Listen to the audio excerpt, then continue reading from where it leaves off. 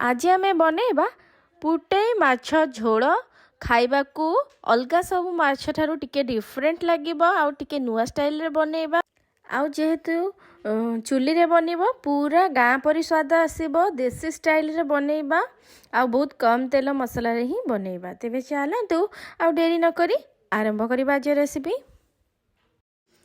पोटेई माछ तरकारी पाई ये सब सामग्री दरकार। आउ मु आपण मानको देखौजी पोटेई माछ देखिबाकू कोपरी आउ साधारणतः माछ ठारू टिके अधिक दाम आर थाए निहाती 400 पाखापाखी थाए। आउ रोही भाकुर ठारू टेस्ट अलगा आसीबो आउ तार मुंडटी देखिबाकू एहीपरि भाबरे आउ ता कंटा मध्य कम थाए तार आउ टेस्ट मध्य अलगा प्रकार थाए। आ मसला रे नेछि किछि टमाटो आउ गरम मसला मु होममेड दालचीनी गुजराती रो करिकी ग्राइंडिंग करिकी नेछि धनिया पत्र टेस्ट को बैलेंस करिया पई चीनी आ पाउडर मसला रे नेछि चिकन मसाला लंका गुंड मीट मसला गुंड जीरा पाउडर को नेछि आउ तापरे मसला रे गोटा पियाज आउ 8 ରୁ 10 गला रसुण 4 ରୁ 5टा पीस अदा आउ गोटा धनिया नेबे जहाँ पर कि तरकारी टेस्ट बहुत बढ़िया आसीबो। आउ किछि पियाज को स्लाइस करके फ्राई करबा पई नेछि किछि तेज पत्र आलू को एही परि भाव रे माछ झोल पई काटी नै जाईछि आउ एठी नै जाईछि लूण आउ हल्दी पाउडर को आउ मु सोरिष तेलटा आपण मानको देखैनी जेहेतु नॉन वेज आइटम सोरिष तेल ही निश्चय देबे। एबे चलंतु आमे माछ को मैरिनेट करनबा सेति पई 2 स्पून पाखापाखी हल्दी पाउडर आ स्वाद अनुसार लूण को दे देले आ ताकू भल भाबे मैरिनेट करनी जाउची।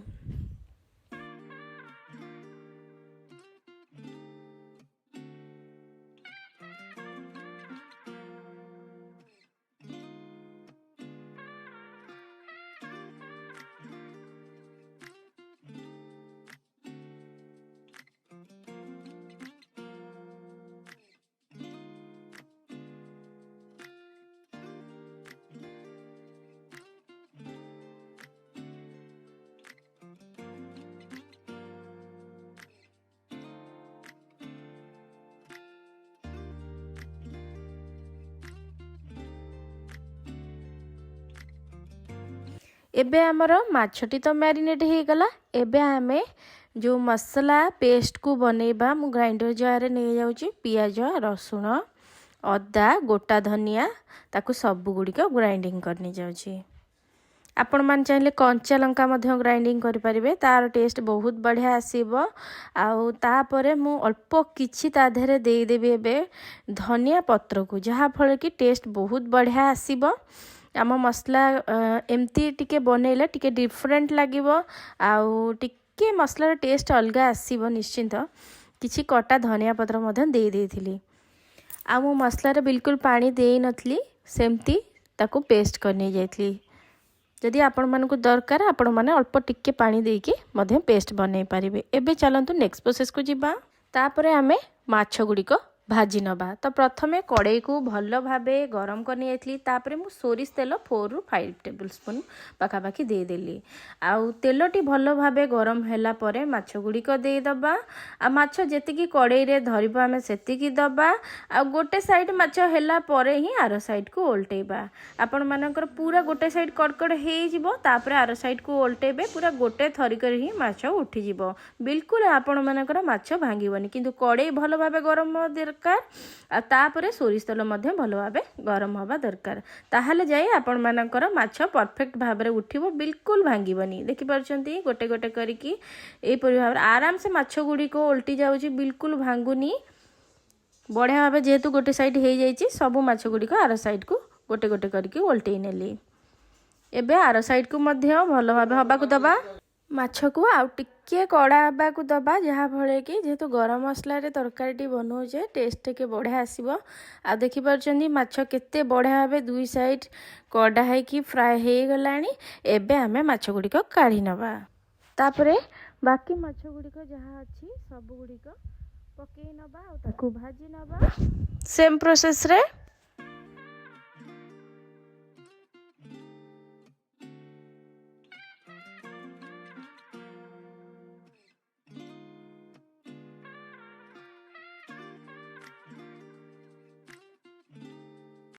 एबे बढ़िया भाबे माछ गुड़िक दुई साइड फ्राए हो जाइए। एबे आम काढ़ी नबा आउ से बड़का तेल रे मु एक्स्ट्रा बिल्कुल यूज करिनी। आलू गुड़िक सबू भाजी नबा। आलू एबे बढ़िया भाबे फ्राए हो आसलानी। एबे आलू गुड़िक आम काढ़ी नबा। तापरे एबे आमे तरकारी को बनैबा। तो सेई बड़का तेल रे पियाज आउ मु दे दोची तेजपत्र को। एबे आमे हल्का लाइट ब्राउन कलर हवा पर्यंत फ्राए करबा। मते टिके जेहेतु कम तेल लागिला तो मु पछरे आउ टिके सोरिष तेल को ऐड करूची। गोटे रु 2 स्पून पाखा पाखी।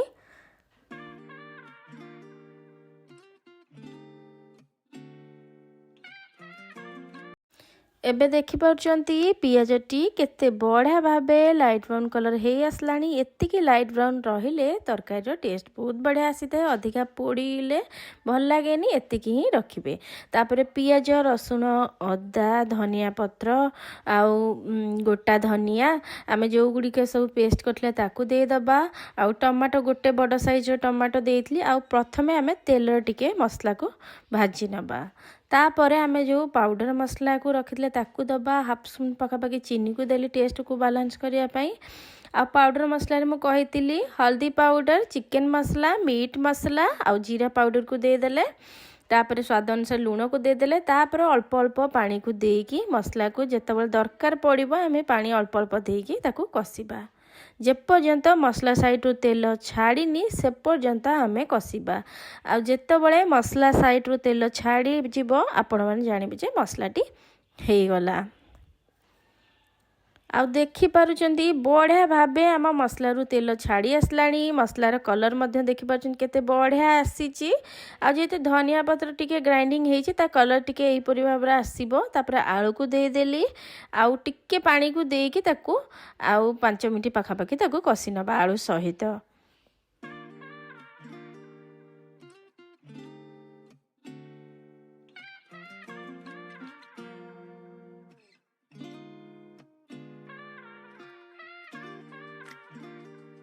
एबे आलू सहित मसला मध्य केते बढ़िया भाबे कसी हे आसिलानी।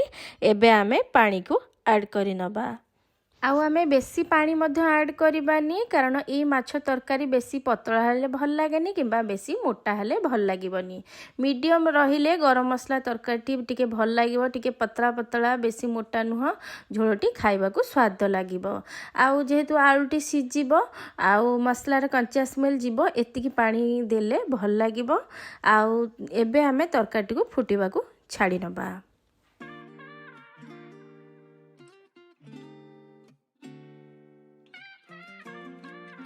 एबे आमर तरकारी बढ़िया भाबे फुटी आसिलानी। एबे आमे माछ गुड़िक ऐड करि नबा।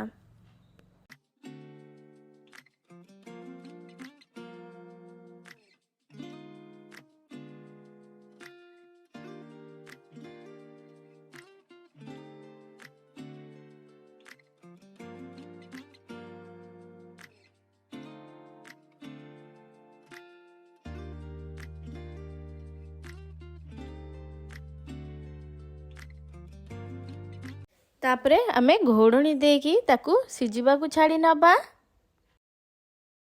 आम 10 मिनिट पर घोड़नी खोली नेली। एबे माछ तरकारी रो कंचा स्मेल बढ़िया भाबे पळेची। आलू मध्य बढ़िया भाबे सिझी जाइची। एबे हमर पोटेई माछ पूरा रेडी हे आसलानी। एबे कोन करबा ना आमे लास्ट को गरम मसला दालचीनी गुजराती एटा होममेड रो 1 स्पून पाखा पाखी मु दे देली गरम मसला को। आ तापरे लास्ट को मु किछि धनिया पत्र फ्रेश ताको दे देली। फ्रेश धनिया पत्र दबा द्वारा ता द्वारा टेस्ट बहुत बढ़िया आसे माछ झोलर। देखि पारचंती आम गाँ स्टाइल रे चुली रे पतला पतला वाला पोटेई माछ झोल पूरा रेडी हो जाइए। आमु ताको गरमा गरम सर्व करने जाउची। आशा करछि आपण मानकु एई पोटेई माछ झोल रेसिपी निश्चिंत पसंद आस्तिबो।